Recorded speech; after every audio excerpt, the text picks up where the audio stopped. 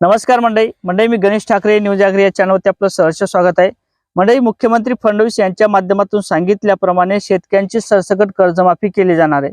यामध्ये योग्य शेतकरी आणि योग्य तारीख सुद्धा आलेली आहे, अशा पद्धतीने सुद्धा सांगण्यात आलेले। परंतु योग्य तारीख कशी असणार आहे, योग्य तारखेपर्यंत शेतकऱ्यांची कर्जमाफी करत असताना कोणकोणत्या बँकेचं कर्ज माफ केलं जाणार आहे, पुनर्गठनचं कर्ज माफ केलं जाणार आहे का, त्याचबरोबर चालू शेतकरी असलं म्हणजे जे बँक कर्ज परतफेड करतात या शेतकऱ्यांचं काय होणार, त्या शेतकऱ्यांची कर्जमाफी होणार का, अनेक प्रश्न आपल्या मनात असतील।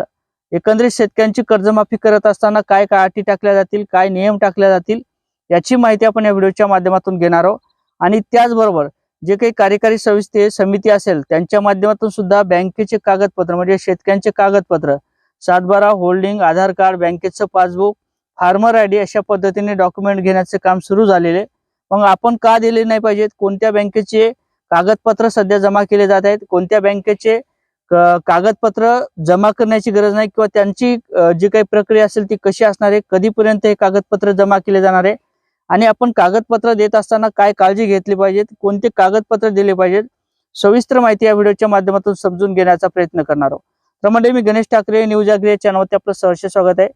तुम्ही चॅनलवर नवीन असाल त्या साईडला एक सबस्क्राईबचं काळं किंवा तांबडं बटन दिसेल त्याच्यावरती क्लिक करा, एक घंटीचं बटन दिसेल त्याला सुद्धा ऑल करायला विसरू नका। आणि हा व्हिडिओ जरी मोठा झाला तरी हा व्हिडिओ शेवटपर्यंत बघायला सुद्धा विसरू नका, कारण तर आपल्यासाठी महत्त्वाची माहिती आहे। कर्जमाफी घेण्यासाठी आपल्याला ही माहिती सुद्धा ऐकणं महत्त्वाचं असणार आहे।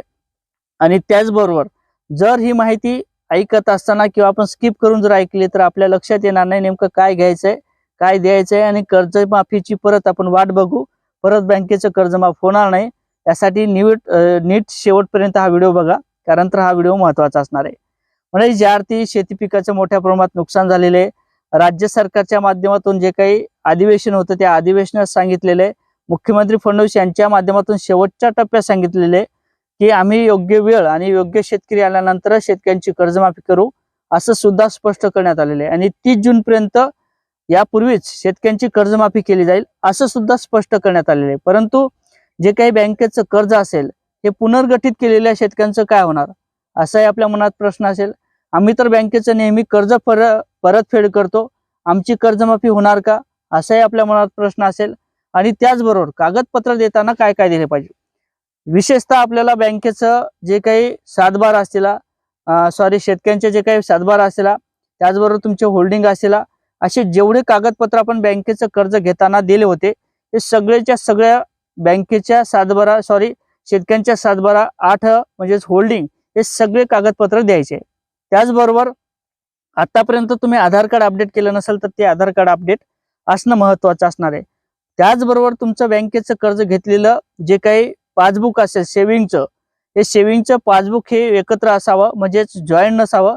जर आपण जॉईंट बँकेचं खातं दिलं तर त्या ठिकाणी काय होते, 2 शेतकऱ्यांची मिळून एकाच ठिकाणी कर्जमाफी दिली जाते। म्हणजे जर गव्हर्नमेंटच्या माध्यमातून, राज्य सरकारच्या माध्यमातून किंवा या फडणवीस साहेबांच्या माध्यमातून जर निर्णय घेण्यात आला, जर 3 लाखापर्यंत कर्जमाफी देण्याचा निर्णय जर आला तर 2 जॉईंट खाते असतील तर 1.5 लाखाची कर्जमाफी भावाची आणि 1.5 लाखाची कर्जमाफी आपली, अशा मिळून फक्त आपल्याला 3 लाखाची कर्जमाफी मिळते। आणि जर स्वतंत्र खातं असेल तर आपल्याला या भावाची कर्जमाफी 3 लाखाची आणि या भावाची 3 लाखापर्यंत, अशा पद्धतीने 6 लाखापर्यंत कर्जमाफी ही मिळू शकते। परंतु जॉईंट खातं देऊ नका, आपलं खातं वेगळं करून घ्या, त्यानंतर तुम्हाला कागदपत्र देता येतील। त्याचबरोबर तुमचं आधार कार्ड झालं, बँकेचं पासबुक झालं, तुमची फार्मर आयडी सुद्धा महत्त्वाची असणार आहे।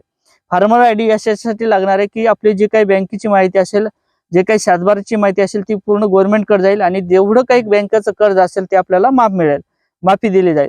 महत्त्वाचं म्हणजे पुन्हा एकदा पॅन कार्ड सुद्धा लागणार आहे, कारण तर बऱ्याच ठिकाणी इन्कम टॅक्स भरणारे शेतकरी आहेत, त्याचबरोबर दुकानदार असतील, व्यापारी लाईन असेल, यांच्या माध्यमातून सुद्धा इन्कम टॅक्स भरला जाते। म्हणून पॅन कार्ड कंपल्सरी करण्यात आलेले। कोणता शेतकरी इन्कम टॅक्स भरतो किंवा व्यापारी यामध्ये लाभ घेतील का, जे काही आमदार खासदार असतील हे लाभ घेतील का, याच्यासाठी त्या ठिकाणी पाहणी केली जाते। म्हणून आपण पॅन कार्ड सुद्धा शेतकऱ्यांना आवश्यक असणार आहे। 2 एकर असेल, 3 एकर असेल, जेवढी काही जमीन असेल आणि कितीही कर्ज असेल तरी आपल्याला पॅन कार्ड महत्त्वाचं असणार आहे। त्याचबरोबर तुमचं बँकेचं पासबुक झालं, 7/12 झाली, होल्डिंग झाली, आधार कार्ड झालं आणि त्याचबरोबर तुमची फार्मर आयडी, हे सगळे कागदपत्र द्यायचे आणि मोबाईल नंबर सुद्धा आपल्याला द्यायचा। ठिकाणी आपला जे काही बँकेला लिंक असेल तो मोबाईल नंबर द्यायचा आहे. आणि त्याचबरोबर अशा पद्धतीने जे काही नॅशनलाइज बँक असतील ह्या नॅशनलाइज बँकेचं पूर्णपणे कर्ज माफ केलं जाणार आहे. ॲक्सिस बँक असेल या बँकेचं कर्ज माफ होणार नाही. त्याचबरोबर तुमची HDFC बँक असेल या बँकेचं सुद्धा कर्ज माफ होणार नाही. जे काही गव्हर्नमेंटच्या अंडर खाली चालतात परंतु नॅशनलाइज बँक नाहीत अशा बँकेचं कर्ज माफ होणार नाही. परंतु जे काही नॅशनलाइज बँक आहेत त्या सर्व बँकेचं कर्ज माफ होणार आहे. पतसंस्था असतील, जिल्हा परिषद, जिल्हा मध्यवर्ती बँक असतील या बँकेचं सुद्धा कर्ज माफ होणार आहे. पुनर्गठन करणाऱ्या शेतकऱ्यांचं सुद्धा कर्ज माफ होणार आहे. परंतु 2025च्या आत म्हणजे 2025 नंतर जर आपण परत पुढचं पुनर्गठन केलं तर आपल्याला कर्जमाफी मिळणार नाही. त्याचबरोबर RBIचे नियम सांगतात त्याप्रमाणे पुनर्गठित केलेल्या शेतकऱ्यांची कर्जमाफी होत नाही.